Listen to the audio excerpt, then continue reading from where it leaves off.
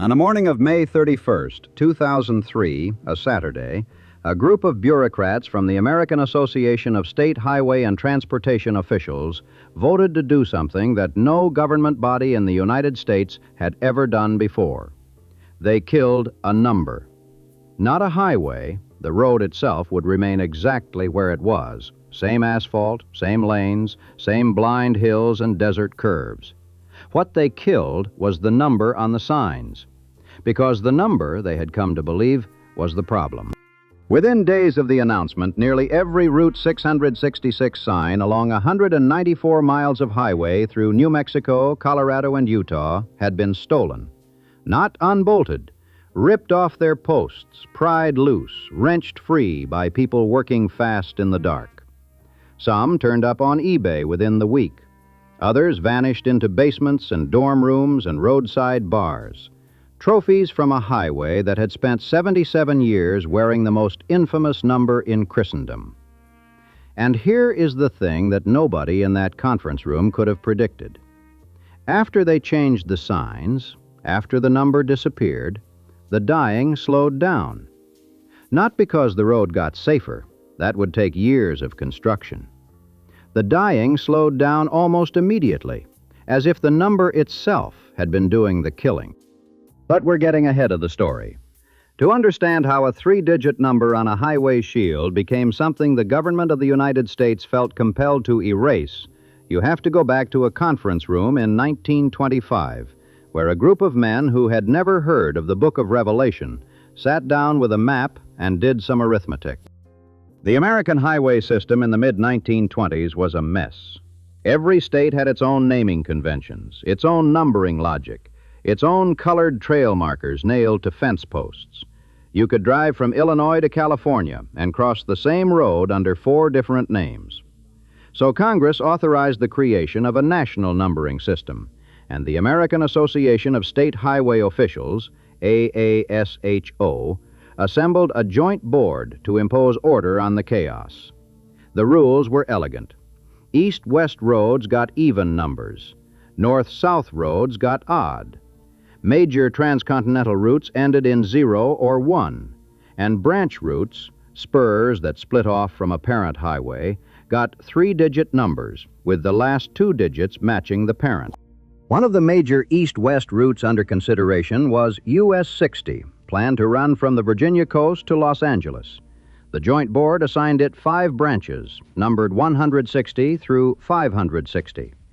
In January of 1926, they approved a 6th, a road in New Mexico connecting Gallup to Cortez, Colorado, through some of the most remote country in the lower 48. As the 6th branch of Route 60, it was numbered 560. Then Kentucky got involved. Kentucky's delegation objected that 60 should belong to a transcontinental route through their state, not the southwestern alignment AASHO had chosen. The fight dragged on for months, the most bitter dispute the numbering board would face. The compromise, reached in August of 1926, gave Kentucky's preferred route the number 60 and reassigned the Chicago to Los Angeles road the number 66. This was a clerical cascade. If the parent highway was now 66, every branch had to be renumbered to match. The first branch became 166. The second became 266. The third, 366, on down the line. And the 6th branch, the dusty road from Gallup through Navajo country to Cortez, became 666, the number of the beast, the mark of the Antichrist. All because Kentucky wanted a different number for its east-west highway. On ballots circulated among the state highway agencies, a clerk converted 60 to 66 with a single pen stroke on each 0, 1 pen stroke per ballot. The number that would haunt a highway for 3/4 of a century was born from a bureaucrat's handwriting correction. The road itself predated the number by centuries. Long before any surveyor staked it or any engineer graded it, it existed as a network of trails threading through the high desert of the 4 corners. The Navajo knew the routes. Spanish expeditions traveled pieces of them. Around the time of the Mexican-American War in 1848, The corridor served as part of the Old Spanish Trail, a trading route connecting the Mexican settlements. By the early 20th century, a rough path connected Gallup, a railroad town founded in 1881 when the Atlantic and Pacific Railroad built a stop at its railhead, to the trading posts and communities scattered across the Navajo Nation to the north. Gallup got its name the way frontier towns often did, from repetition. David L. Gallup was the railroad paymaster, and workers collecting their wages said so often that they were going to Gallup that the phrase became the name of the place itself. The town grew up around coal mines and the railroad, earning the nickname Carbon City.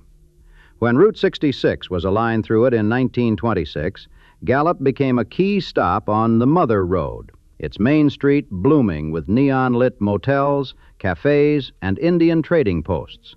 Richardson's trading post, established in 1913, was the largest, a place where Navajo and Zuni artisans brought turquoise jewelry and woven rugs to sell, and where you could see how the indigenous economy had interfaced with the world beyond the reservation for generations. The El Rancho Hotel, built by a brother of the film director D.W. Griffith, became the preferred lodging for Hollywood stars shooting westerns in the Red Rock country nearby. So when Route 666 was born, its southern terminus was not some desolate crossroads. It was Gallup, a town that sat at the intersection of two American mythologies, the romance of Route 66 and the deep, complicated history of the Navajo Nation. The road from Gallup ran north into the reservation, through some of the most sparsely populated land in the continental United States, past trading posts and chapter houses and communities where English was a second language and the nearest hospital might be 60 miles away.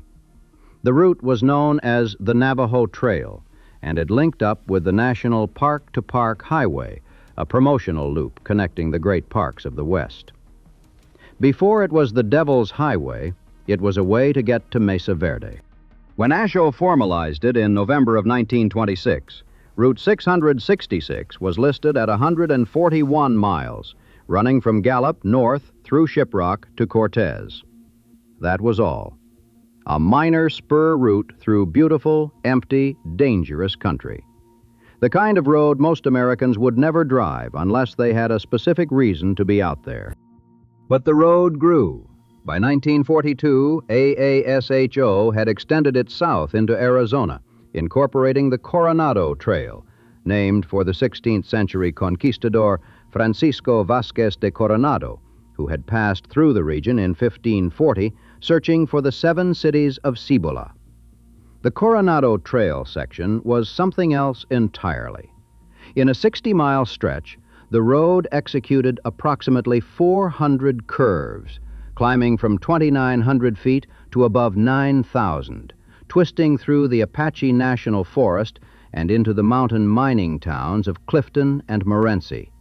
Speed limits dropped to 10 miles an hour on some turns. A Washington Post travel writer who drove it in 1991 called it an almost empty highway to nowhere and a cliff-hanging test of nerves. The reward, he said, was a panorama of pine-draped ridges leapfrogging across the horizon. No structural evidence of Coronado's passing remained, but the verdant countryside, abloom in summer wildflowers, looked now as it must have looked when he struggled through. By then, the total route had reached 556 miles. In 1970, the road was extended again, this time north to Monticello, Utah. 605 miles now, the only highway to pass through all 4 of the Four Corners states, though it never actually came near the Four Corners Monument itself. 605 miles of road wearing the number that the Book of Revelation assigns to the beast. You could drive it from border to border in a day if you pushed, but you would cross elevation changes of more than 8,000 feet, pass from desert scrub to alpine forest and back again, and for long stretches see nothing human except the road itself and the signs marking it. People noticed. The writer Jonathan Rosenblum, in his history of the 1983 Phelps-Dodge copper strike, described the Arizona section this way. Unlike the gentle passage of Route 66, he wrote, U.S. 666 was tortuous, wild, and as strange as its name. If drivers got their kicks on Route 66, he said, they took their risks on 666. And he noted something peculiar about the road's earliest days. At its dedication ceremony in the 1920s, local Apaches had observed the white settlers' anxiety about the number and responded by performing a ceremony they called the Devil's Dance. Whether the ceremony was meant to ward off evil or to comment wryly on the newcomers' superstitions, nobody recorded. The copper towns of Clifton and Morenci, tucked into the rugged eastern seam of Arizona along the 666 corridor, would give the road some of its most dramatic human history. In 1983, when the Phelps Dodge Corporation decided to break the mining unions at Morenci, the 3-year war that followed played out on and alongside Route 666. Phelps Dodge had announced in April 1982 that it would lay off all 3,400 of its hourly workers in Texas and Arizona because of losses. Copper prices had collapsed. Unlike its competitors, Anaconda was owned by Atlantic Richfield, Kennecott by Standard of Ohio, Phelps Dodge stood alone with no oil company parent to absorb the bleeding. When the union contract expired at midnight on June 30th, 1983, the company refused to renew the cost of living adjustment that miners had come to depend on. The strike began. On August 8, the day the union declared that everything stopped, strikers formed a half-mile human chain along US 666 outside the mine gates. 2 Phelps Dodge officials walked down the highway from behind the mine gate, smelter smokestacks in the background. 2 union men walked slowly up the highway to meet them. A state police commander mediated. The 5 men gathered in the dead center of US 666, while hundreds of workers formed a cordon behind them. It had all the markings, Rosenblum wrote, of an Old West showdown. When the mine manager tried to get the first bus of replacement workers out through the gate, the crowd surrounded it and began rocking it. Governor Bruce Babbitt eventually sent in 350 National Guard troops, 450 state troopers, and 160 SWAT sharpshooters. When the strike ended in February of 1986, with the unions decertified, more than 1,000 workers who had remained on strike for the full 32 months, some taking jobs elsewhere, some simply unemployed, watched the union locals die. Phelps Dodge survived to become one of the most profitable mining companies in the world. An era of American labor history ended on the desolate highway between Clifton and Morenci, Arizona. The same stretch of road that hosted that showdown would also provide the landscape for something quieter and more lasting. This was Tony Hillerman country, the novelist whose mystery series, set on the Navajo Reservation and featuring tribal police officers Joe Leaphorn and Jim Chee, brought the Four Corners into millions of American living rooms. Route 666 appears in Hillerman's novels the way a river appears in a landscape painting. Always there, always shaping movement, always carrying people from one kind of trouble to another. The caves and canyons his characters explored were the same ones visible from the highway.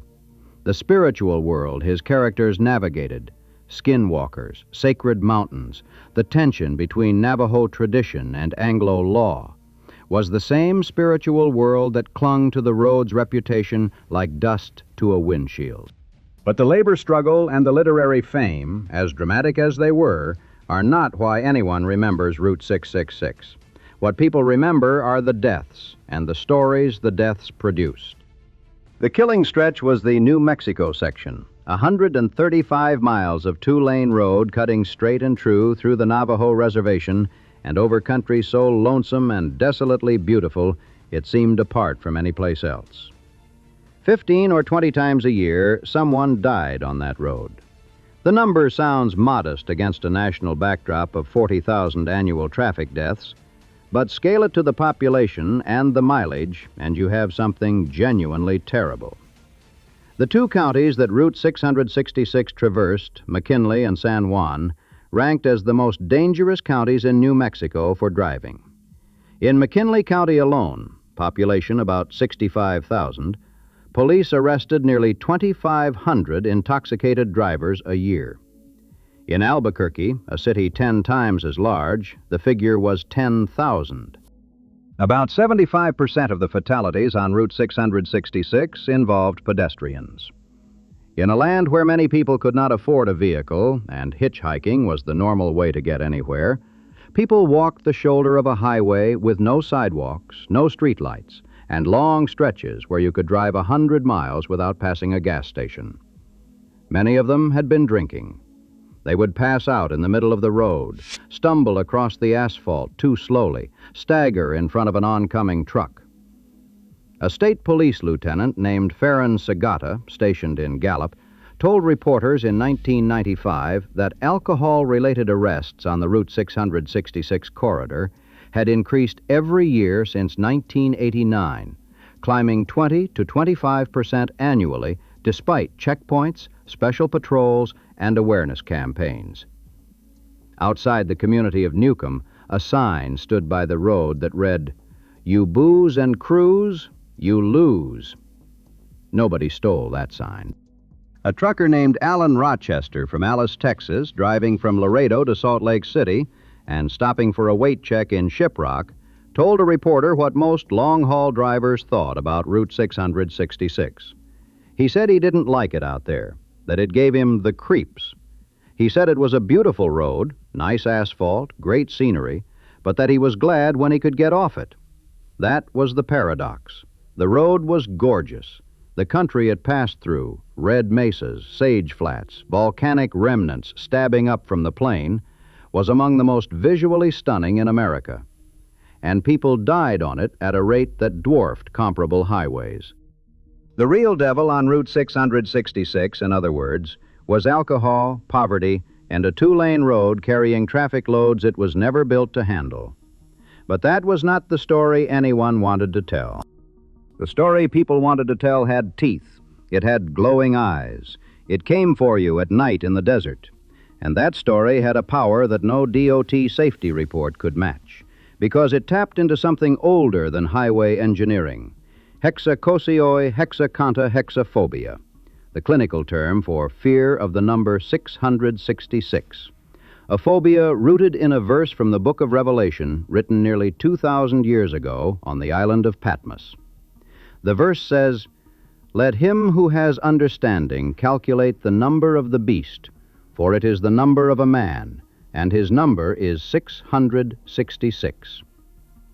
Biblical scholars believe the passage refers, through a system of numerology called gematria, to the Roman Emperor Nero. But scholarly context doesn't travel well. What travels is the number, bare and stripped of its history, nailed to a sign on a desert highway where people keep dying. The legends accumulated over decades, each one building on the last, each one drawing its credibility from the number on the signs.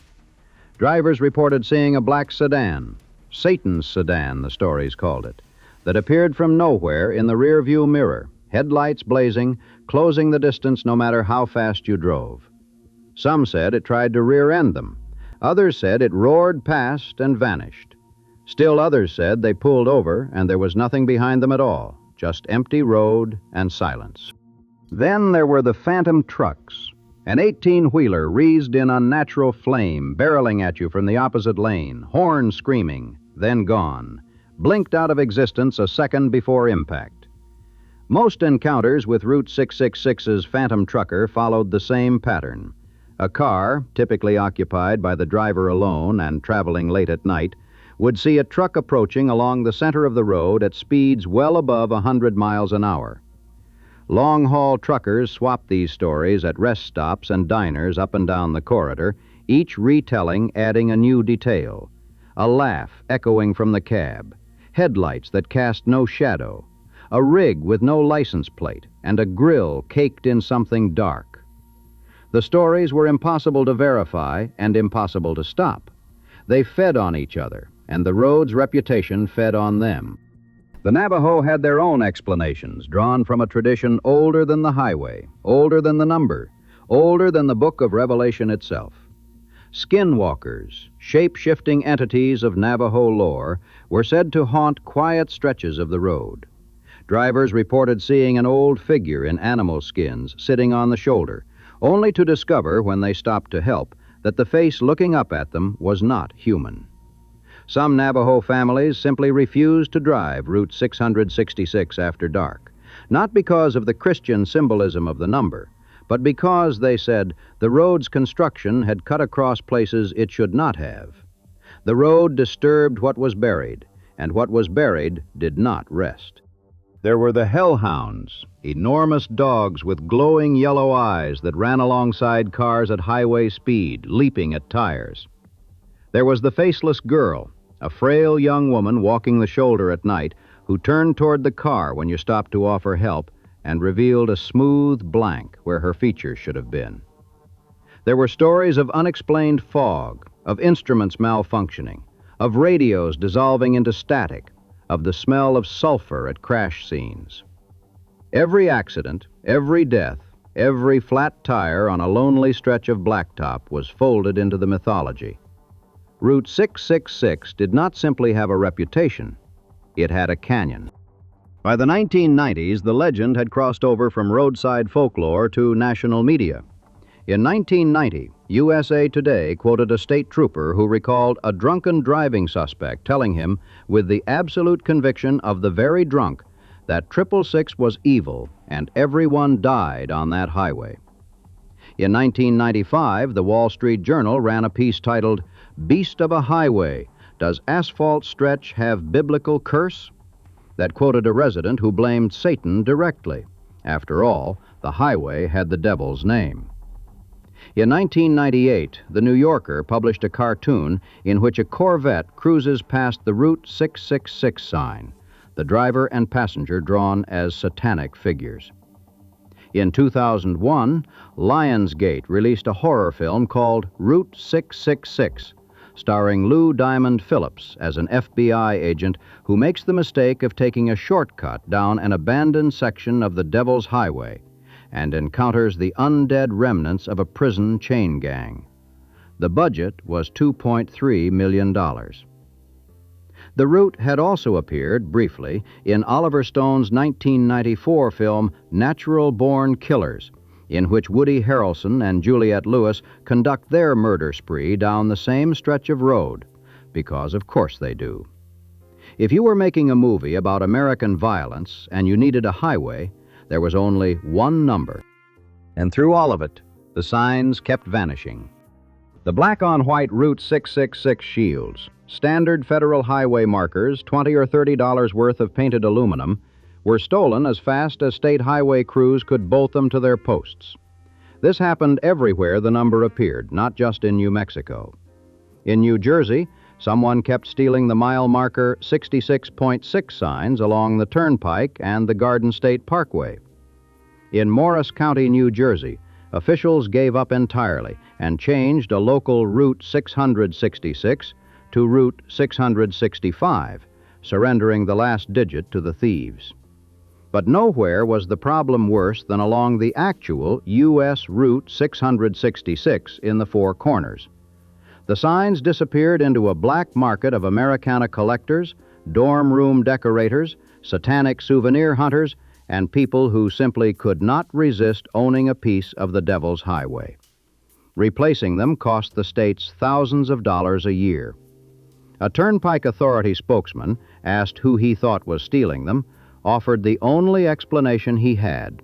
Maybe, he said, it was just some kids with a devil-may-care attitude. The sign theft was annoying. The deaths were not. Between 1999 and 2002, according to a New Mexico Department of Transportation report, the two-lane section of the road between Shiprock and Tohatchee saw 38 traffic fatalities and more than 200 accidents with injuries. In 2002, 11 motorists were killed in car wrecks on U.S. Route 666 in New Mexico.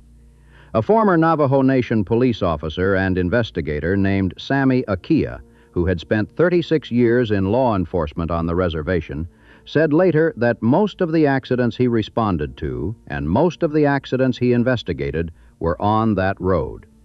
The crosses and roadside memorials that marked the sites of the dead dotted the shoulder like mile markers of their own.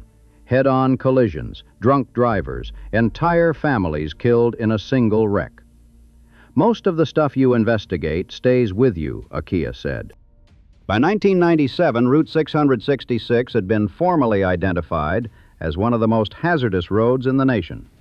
Skeptics pointed out that the Utah and Colorado sections of the same highway had never been listed as particularly deadly. The danger was concentrated in New Mexico, where the road was 2 lanes, the traffic loads exceeded what the road had been designed for, and the combination of alcohol, poverty, pedestrians, and vast distances between services created conditions that would have produced carnage regardless of what number was on the sign. But the number made it impossible to talk about the road in rational terms. Every conversation about safety improvements turned into a conversation about curses. Something had to give, and the thing that gave first was the number's own reason for existing. In 1985, AASHTO, as AASHO was now called, had eliminated Route 66 itself, the Great Mother Road, decommissioned at the request of the states it served after the interstate highway system rendered it redundant. This made Route 666 an orphan. Its number derived from a parent that no longer existed. The link between 66 and 666, which had been the entire mathematical logic of the designation, was severed. The road was now just a 3-digit number that happened to match a verse from Revelation, wandering the desert without a parent highway to justify it. There is something almost too perfect about that. The devil's number, cut loose from its origin, free to become whatever people feared it was. Arizona moved first. In June of 1992, the state's Transportation Department petitioned to renumber its section of the highway as an extension of US 191, partly to maintain numbering consistency and partly because, as the Arizona DOT would later acknowledge, the signs were favorite targets for theft, and the evil connotations of the number had become too much of a liability. The change was approved: the Coronado Trail, the Copper Towns, the 400 curves. All of it was now US 191.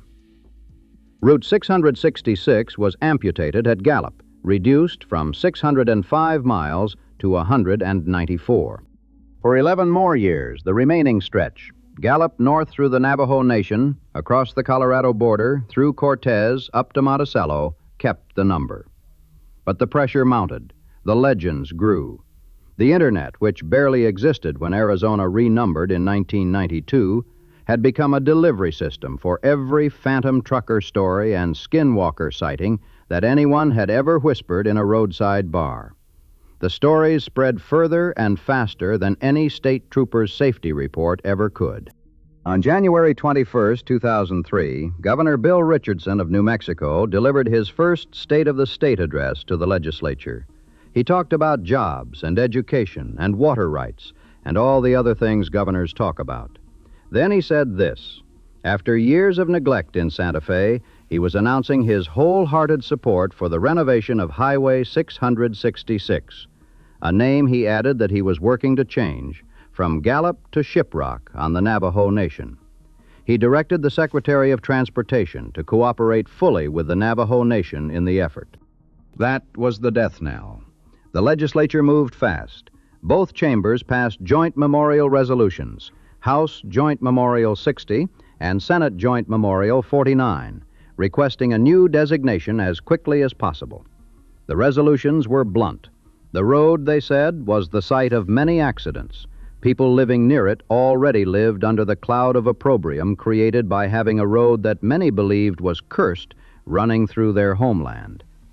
The number 666 carried the stigma of being the mark of the beast. People refused to travel the road, not because of safety concerns, but because they feared the devil controlled events along it. The economy in the area was greatly depressed, and the infamy of the name made development more difficult. Changing the number, the resolutions concluded, would provide an added degree of comfort for those using the road. New Mexico's Transportation Department joined with Colorado and Utah in submitting a formal request to AASHTO.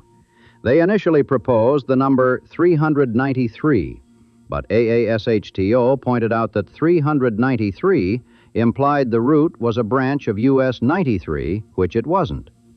AASHTO suggested 491 instead, a spur of US 191, which the road actually connected to at its northern terminus. The three states agreed. As one transportation official put it, as long as it wasn't 666 and it wasn't satanic, that was fine. On May 31st, 2003, a Saturday, AASHTO approved the change. The highway was now US 491. Within days, transition signs appeared along the route. Dual display assemblies reading Old US 666 above New US 491, intended to orient confused drivers. They didn't last long either. The remaining original 666 signs disappeared almost overnight, not unbolted, but torn from their posts, carried off into the desert dark like relics from a decommissioned cathedral. New Mexico's Department of Transportation scrambled to accelerate the replacement schedule, installing the new 491 shields before the corridor had no signs at all. Rhonda Faught, New Mexico's Transportation Secretary, stood at the ceremony where the first new signs went up and spoke with the satisfaction of someone who had just finished a long and exhausting exorcism. The devil, she said, was out of here. Goodbye and good riddance. The Albuquerque Journal covered the ceremony. It had the air of something between a ribbon cutting and a funeral. Not everyone was celebrating. One resident went on record stating that the officials were messing with the wrong guy. They were making the devil mad, he said, and they should have left the 666 alone. A resident of Monticello offered a drier assessment. They would really miss all the potheads stopping to take pictures of the Route 666 sign. And most of the people who actually lived along the Devil's Highway, who had driven it their whole lives, who had buried neighbors killed on it, who had called it 666 since before anyone thought the number was a problem, most of them had taken pride in the name. They had lived with the curse and the jokes and the sign thieves and the media attention for decades, and the name had become as much a part of the landscape as the mesas and the arroyos. Some said that no matter what number the government put on the signs, they would still call the road the Devil's Highway. And some of them still do. But the signs changed. Shortly after the renaming, according to the Albuquerque Journal, 2 more fatal accidents occurred on the newly designated US 491, killing 6 people. The timing seemed designed to test the thesis that the number was the problem. But then something shifted. And what happened next is the part nobody can fully explain. The fatality rate dropped, not gradually over years as you might expect from a road improvement program that was just getting started. It dropped quickly. Now, the rational explanation is straightforward. The renaming coincided with the beginning of a serious multi-phase project to widen the road from 2 lanes to 4, with grade separations at the busiest interchanges. Environmental planning started in 2003. 2 new bridges were built in 2005. Additional lanes began construction in stages starting in 2009, funded partly through the American Recovery and Reinvestment Act. A $14 million repaving effort in Colorado targeted the segment from Towaoc to the New Mexico state line. The road became physically, measurably safer because engineers rebuilt it. But the timeline of the improvement doesn't perfectly match the timeline of the decline. The widening took years. Parts of the road were still 2 lanes well into the 2000s. And yet the most dramatic reduction in fatalities came early, before most of the construction was finished. There are people in the transportation departments of all 3 states who will tell you, off the record, that they cannot account for the entire improvement with engineering alone. And there are people along the road who will tell you exactly what accounts for it, and they will not bother to go off the record. The name was the curse. They changed the name, the curse lifted. Reports of strange events declined too. The phantom trucks, the hellhounds, the faceless hitchhiker. The sightings that had filled roadside conversation for decades didn't stop entirely, but they diminished to something closer to the background level of strangeness that any lonely desert highway produces. Maybe the storytellers lost their motivation when the number changed. Maybe the number had been a kind of permission, a framework that turned every odd shadow and every pair of distant headlights into evidence of the supernatural. Take away the framework, and the headlights are just headlights again. Or maybe not. Drive US 491 today, and the road is wider, smoother, faster than it has ever been. The four-lane divided sections are indistinguishable from any modern highway. But between Shiprock and Tohatchee, where the last phases of construction dragged on for years, you can still find stretches where the old two-lane road lingers, where the desert opens up on both sides, and the horizon is so flat and so far away that distance stops meaning anything. Where Shiprock, say Bitai, the rock with wings, the 27-million-year-old volcanic neck that rises 1,700 feet from the desert floor like the prow of a stone ship sailing nowhere, materializes out of the haze the way it has been materializing for the Navajo since long before anyone put a number on a road. The Navajo say the rock was once a great bird that carried their ancestors from the north to this place, and when the bird landed at sundown, it folded its wings and turned to stone. Climbing it is forbidden. The souls of those who died stranded on its peak when lightning destroyed the path are still there. Some crosses still stand along the shoulder of US 491, weathered now, faded, but not gone. They mark the places where the road took someone, back when the road had a different name and a different reputation. Each cross is a small, quiet refusal to let the renumbering erase what happened. And somewhere, in a basement in Albuquerque, a bar in Cortez, a fraternity house in Tucson, a collector's garage in places that have nothing to do with the Four Corners, there is a black-on-white highway shield, standard federal issue, a little scratched where someone pried it off a post in the dark. It reads US 666. It's worth more now than it was when it was doing its job. It's worth more precisely because it's not doing its job anymore, because the number it carries was judged too dangerous to display on a public road in the United States of America. The road is still there. It still runs from Gallup to Monticello. It still passes through country so empty that your phone loses signal for an hour at a time. It still crosses land that the Navajo say holds memory in its soil, that absorbs what happens on it and does not let go. The only thing that changed is the number. 3 digits replaced by 3 different digits on a piece of painted aluminum bolted to a steel post in the desert. The government of the United States spent 77 years insisting that the number was meaningless, a mathematical artifact, the 6th branch of Route 66, nothing more. Then, in 2003, the same government concluded that the number was so powerful it had to be destroyed. Both of those positions cannot be true, and if you drive US 491 late at night through the stretch between Shiprock and Gallup, with the volcanic rock behind you and the desert ahead, and nothing on the radio but static, you might find yourself thinking about which one is wrong.